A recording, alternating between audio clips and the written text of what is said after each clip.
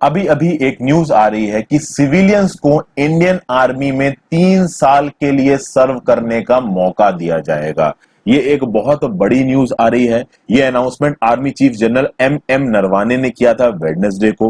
हुआ यह है दोस्तों कि एम नरवाने जी, जो कि हमारे आर्मी चीफ हैं, इनका यह बोलना है कि कुछ आर्मी के रिप्रेजेंटेटिव कुछ कुछ समय पे यूनिवर्सिटीज में जाते रहते हैं, कॉलेजेस में जाते रहते हैं, और जब वो वहां पे जाते हैं तो उनको ये सुनने को मिलता है कि जो हमारे देश का यूथ है वो पैट्रियोटिज्म, नेशनलिज्म से भरा हुआ है।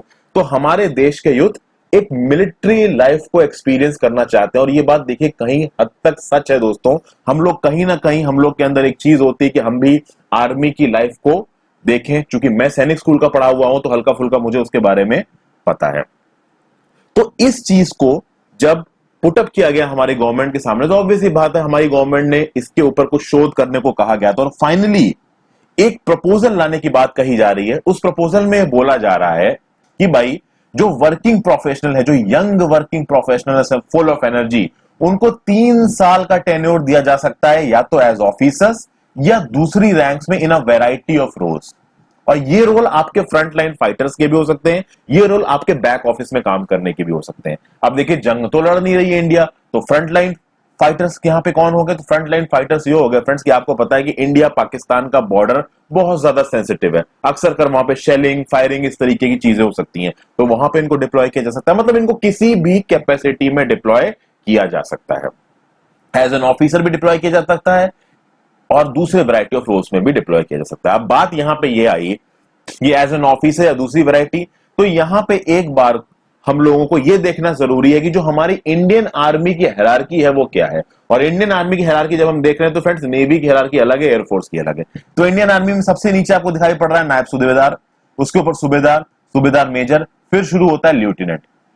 इंडियन आर्मी में रिक्रूटमेंट किस तरीके से होता है फ्रेंड्स? यूपीएससी एक एग्जाम कराता है, अगर 12th पास है तो आप एनडीए का एग्जाम दोगे, और अगर आप ग्रेजुएट हो तो आप सीडीएस का एग्जाम दोगे। सीडीएस क्वालिफाई करके आप आईएमए जाओगे, इंडियन मिलिट्री एकेडमी, जो कि देहरादून में है। अगर आप एनडीए क्वालिफाई करते हो तो पहले आप पुणे जाओगे, वहां 3 साल रहोगे, और वो 3 साल कंप्लीट करने के बाद आप 1 साल के लिए आईएमए में आओगे। तो ये तरीका होता है आपका आर्मी में घुसने का, और इसके थ्रू जो लोग डायरेक्ट लगते हैं वो जाते हैं सीधे लेफ्टिनेंट की पोस्ट पे।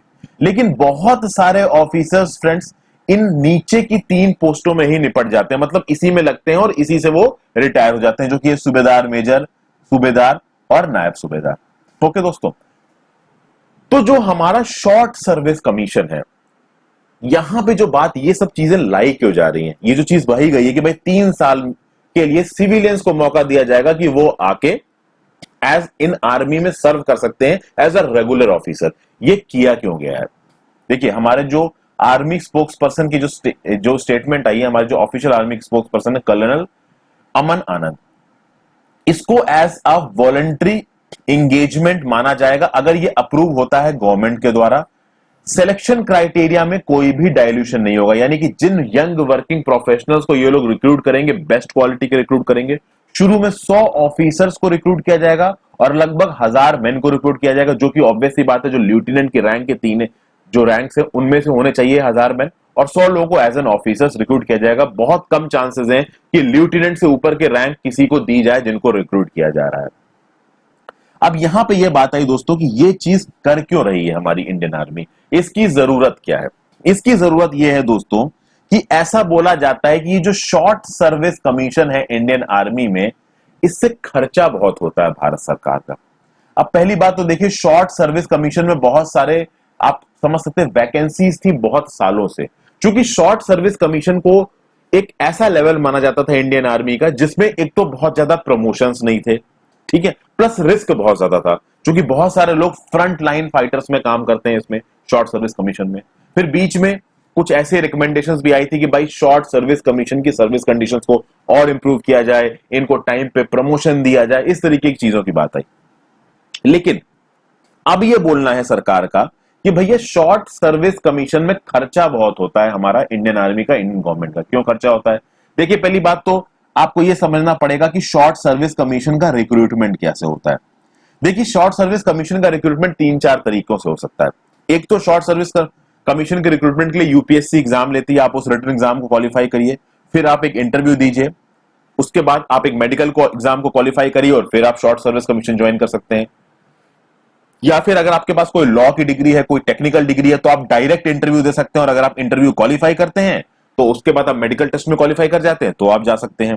दूसरा एनसीसी, तो जो नेशनल कैडेट कॉर्प्स में जो अलग अलग लेवल्स होते हैं उसमें से भी सिलेक्टेड लोगों को शॉर्ट सर्विस कमीशन में चुना जाता है। जो इसकी ट्रेनिंग होती है 49 वीक्स की होती है। कहां होती है? तो ऑफिसर्स ट्रेनिंग एकेडमी है चेन्नई में, यहां पे इन ऑफिसर्स की ट्रेनिंग होती है। अब नॉर्मल केसेस में जब कोई पर्सन शॉर्ट सर्विस कमीशन में आएगा तो उसके ऊपर ये एक मैंडेटरी कंडीशन होती है कि वो 10 साल के लिए सर्व करेगा। 10 साल के लिए सर्व करने के बाद वो 4 साल के पीरियड के लिए अपने आप को कंटिन्यू कर सकता है। इस 4 साल के पीरियड में वो कभी भी रिटायरमेंट दे सकता है, अपना कभी भी रिजाइन कर सकता है। तो 10 या 14 साल के लिए वो काम करता है। अगर तो उसको पेंशन बेनिफिट चाहिए, सर्विस पेंशन बेनिफिट चाहिए, तो कम से कम 20 साल की सर्विस होनी चाहिए। कुछ सर्टेन केसेस में ये 15 साल माना जाता है। तो अगर पेंशन बेनिफिट चाहिए तो कम से कम 20 साल की आपकी सर्विस होना चाहिए शॉर्ट सर्विस कमीशन में। सरकार का क्या बोलना है? सरकार का बिल्कुल ही एक अलग स्टैंस निकल के आया है।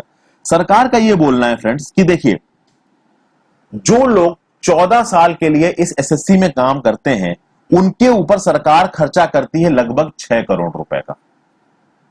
यह सरकार का बोलना है कि ये जो एसएससी में जो लोग रिक्रूट हुए जिन्होंने 14 साल की अपनी सर्विस दी, उस पे क्यूमुलेटिव खर्चा लगभग सरकार का जाता है 6 करोड़ का।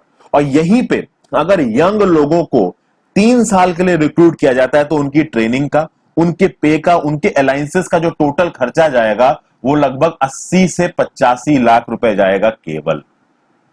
तो यहां पे कॉस्ट कटिंग कर रही है गवर्नमेंट, और उसके थ्रू जो हमारे यंग, जो हमारा ब्लड है उसका भी इस्तेमाल करेगी।